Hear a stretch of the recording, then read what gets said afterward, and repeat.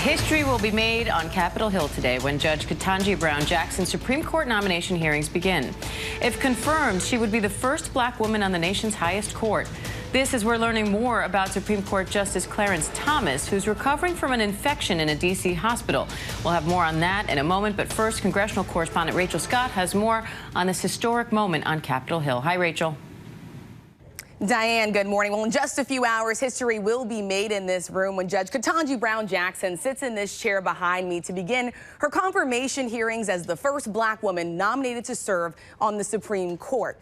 And also, for the first time since the pandemic began, 60 members of the public will rotate in and out of this room as well. They'll have an opportunity to witness the historic confirmation hearings. They will unfold over the course of the next 4 days, starting today with opening statements from the 22 members of the Senate Judiciary Committee, as well as Judge Jackson herself. That will then be followed on Tuesday and Wednesday by an intense round of questioning Judge Jackson. Her record will be in the spotlight, and the White House is already having to defend her against attacks from Republicans claiming that she is soft on crime, attacking her record as a public defender. Of course, she has been through the Senate confirmation process before. She was confirmed to the D.C. Circuit with the support of 3 Republicans, but there are no guarantees that any of them will support her this time around.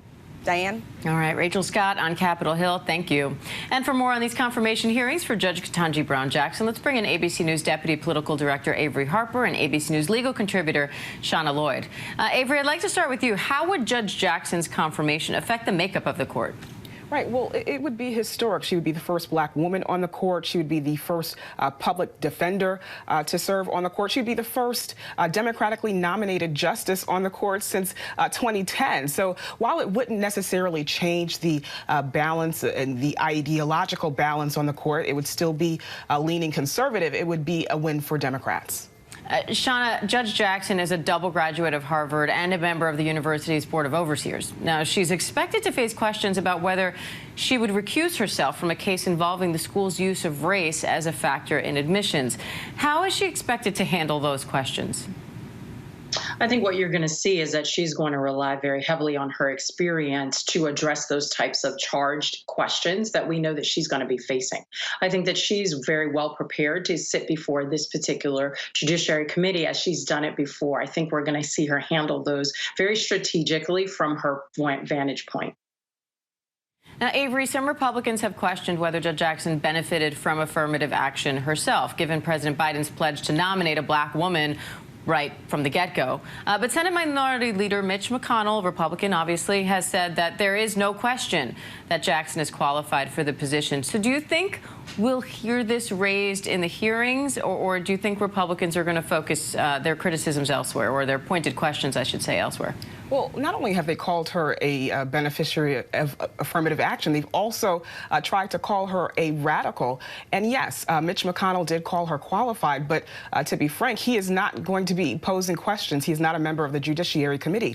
When you look at the folks who are on the Judiciary Committee, you see some of the most inflammatory voices in the GOP. So should they tread lightly when it comes to race? Yes, but will they is going to be the larger question. We know that some of those members could be running for president. Some of those Republican members could be running for president in 2024. And so I think to that end, there is high potential for some political theater during these hearings. How contentious do you think these hearings are going to be? Because it does always vary by the candidate, even when we saw Justice Brett Kavanaugh versus Justice Amy Coney Barrett. So what do you think we're going to see today and over the course of the next few days? Right. I think we're going to see some pointed questions about her past experiences, her past professional experiences, like the fact that she represented some detainees at Guantanamo Bay. There's going to be lots of questions about her record on crime, questions about her ties to Harvard. We know that a potentially landmark case having to do with the use of race as a factor in college admissions is coming up. And so I think we're going to see some pretty tense questioning.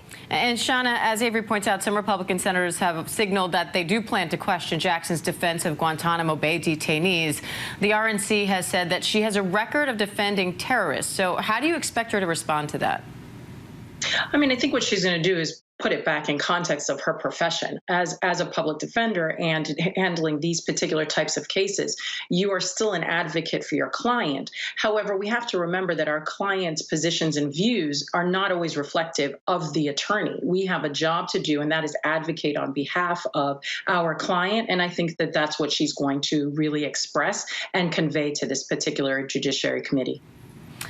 Avery, the Supreme Court says that Justice Clarence Thomas was hospitalized for an infection, but is resting comfortably, that his symptoms are abating, and that he expects to be released in a day or two. Now, the court is set to hear oral arguments while he's out, but it appears he won't be participating in the arguments remotely, as Justice Ruth Bader Ginsburg did during a hospital stay 2 years ago. What do you make of that? Well, information is scant about what Justice Thomas is going through, but look, he is one of the oldest justices on the bench, the second oldest at 73 years old. So obviously there is some concern there. He is likely going to miss some of those oral arguments, but we're told that he's expected to be released in a day or two. So we'll be watching that. Okay, hoping for his speedy recovery. And Shauna, what are you watching for as these hearings for Judge Jackson get started?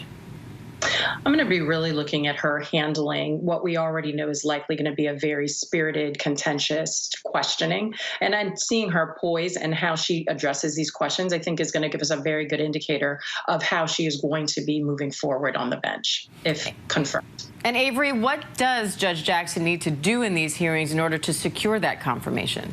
I think that she needs to navigate these questions very carefully. But at the end of the day, it's important to note that Democrats do not need any Republican buy-in in order for her to be confirmed to the court. They only need 50 votes. And if they keep Democrats together on this, Vice President Kamala Harris can be the tie-breaking vote. Yes, it would be nice for them to be able to say that they got bipartisan support on this nominee, but they don't need it.